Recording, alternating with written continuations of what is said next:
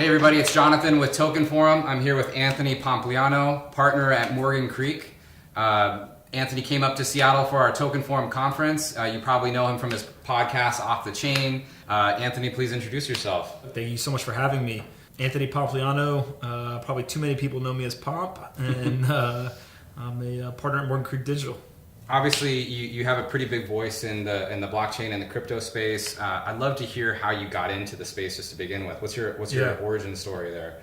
I started mining cryptocurrency. So partner and I were messing around with a company that he was running at the time in the energy space. And so what do we do with this energy that we're creating? And so we said, look, why don't we go ahead and just build out cryptocurrency mining facility right here on the site. Yeah. And once you start mining, then you got to figure out, okay, where do I point the rigs? So we got to go figure out wallets. And then once you get wallets figured out, it's okay, I want to get some cash out. So how to go figure out exchanges, and you kind of work yourself through the ecosystem. You basically saw this need for mining. Did you start building applications, or where'd you kind of go from that? I know you're obviously into investing. We just kept building mining facilities, ended up building 4 of them, and then realized that there was an opportunity to deploy a lot of capital into the space in kind of nuanced ways. And so wrote a letter to our LPs of the fund we were running at the time and said, look, our second fund's going to be fully dedicated to crypto. And how'd they respond to that? They were super psyched. Really? They were.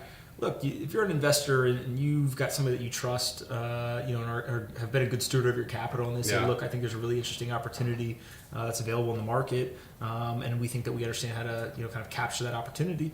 A lot of those investors want to know more and kind of, go along with you. Yeah, makes sense. And from that first time where you introduced that fund, have you raised a second crypto fund, or are you still operating off of that fund? So Morgan Creek, we've got a number of funds, kind of various stages, and kind of a full, different strategies. Yeah, makes sense. I'm curious, as the markets have gone up and down, I'm a founder. I always say, hey, I don't pay as much attention to the crypto market per se. I just care about building awesome products.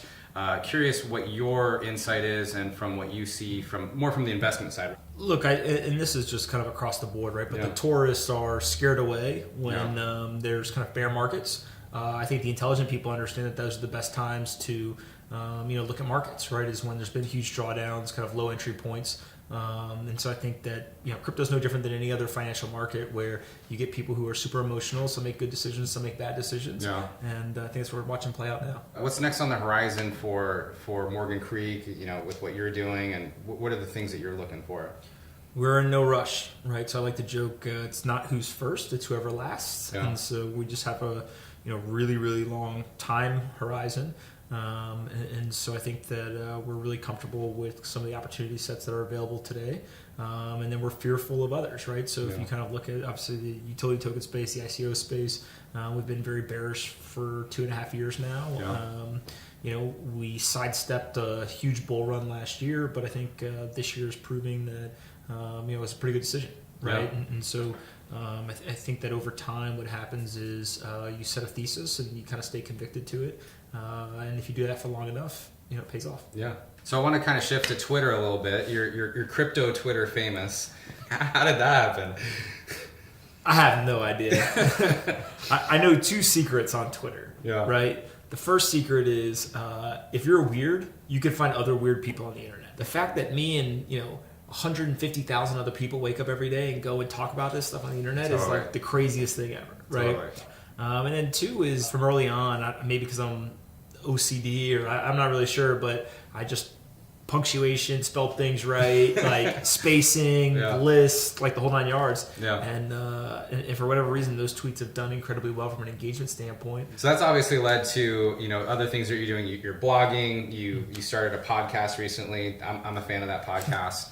Tell us a little bit about that. Yeah. Look, my thought process is.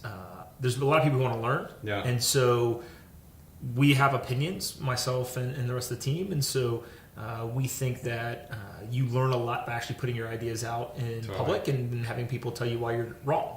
Started writing a letter to our institutional clients every morning, just helping them synthesize, here's what's going on in the market, here's what news you should be paying attention to. showed it to somebody and they said, hey, I'd love to get that too. And we were frankly worried about giving it out for free. Yeah. Right? We were like, no one's going to think this is that valuable, and it kind of diminishes the value for the institutional clients. And so jokingly, we're like, we should get people to pay for it. Yeah. Next thing you know, tweeted that, and people started paying. We're like, okay. Yeah, some validation there. Yeah, I mean, and I think some of it speaks to people want opinions, right, and understand how to synthesize the news. But I also think that there's just not that much content. And then with the podcast,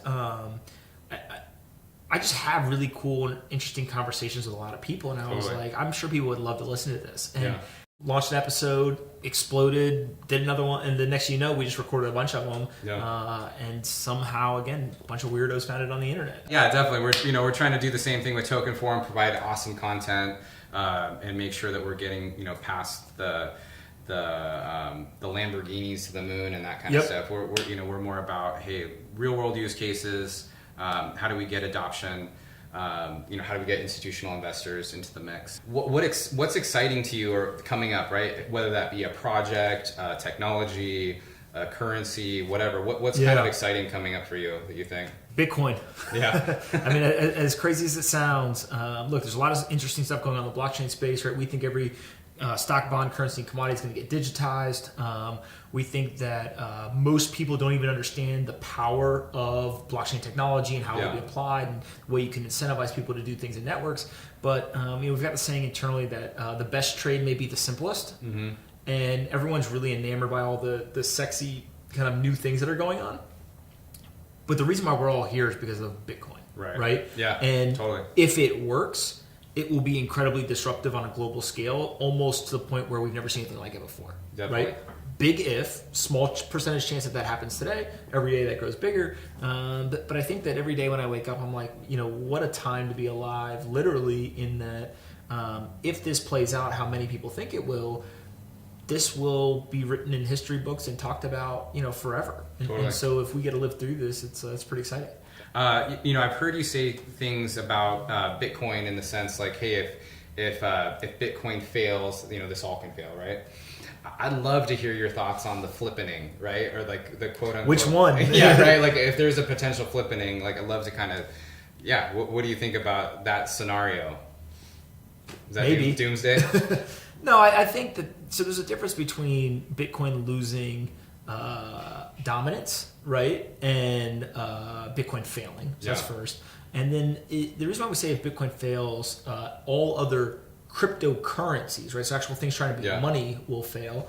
And the thought process is just if I put all of my wealth into a currency and then it gets superseded by a second currency, now I'm not going to trust the second currency nearly as much as I would have trusted the first because I'm just waiting for the third currency to come and supersede number two, right? So you get into this game theory of the king has to survive forever. Yeah. And so I always joke with people, if the US dollar got replaced by another fiat currency in our lifetime, how many of us would trust that new fiat currency or think maybe the dollar comes back or something else overtakes that? Fair. Right, and so we just think that the game theory plays in more there than anything else. Yeah, totally makes sense. So thanks for coming all the way up to Seattle. Absolutely. I'd love to hear your thoughts on Seattle. I know you haven't really been out here that much, and from a blockchain perspective, I know you said you had come out here back when you were with Facebook, but I'd love to hear kind of your thoughts about what's going on over here. Yeah, look, when I first came out to Seattle for the first time, I was at Facebook. I was managing a team there, and we added a second team underneath us to kind of work on the same project, and they were based in Seattle, so I got to come out, and I cheated a little bit because my first visit was the Facebook offices, right? Yeah. So I don't know if I got how authentic the work experience was. Yeah. But I got to walk around and stuff. I really liked it. I've been back a few times. We've actually made a couple of investments in companies here over the years. Anytime I can come out, I really enjoy it. So I appreciate you guys putting it down and look forward to it. Yeah, definitely. Well, Anthony, Pomp, thanks so much for being here. I really appreciate you coming up to Seattle. Thank you for being a part of Token Forum. Definitely looking forward to your session tomorrow. Looking forward to continue a relationship with you as we continue to grow. Thanks. Absolutely. Thank you so much for having me. Thank you. Again, this is Jonathan. Anthony Pompliano here. Looking forward to seeing everybody at Token Forum. Make sure to check it out at thetokenforum.com. We'll see you soon.